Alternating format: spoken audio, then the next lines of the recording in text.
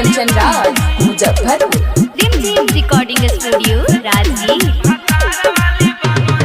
जाके ससुराल छोड़ी फोनवा न करही,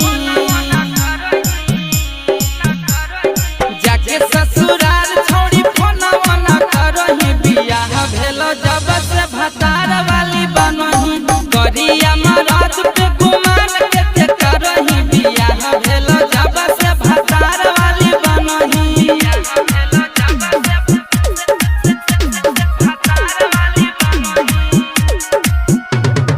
डीजे कंचन राज मुजफ्फरपुर।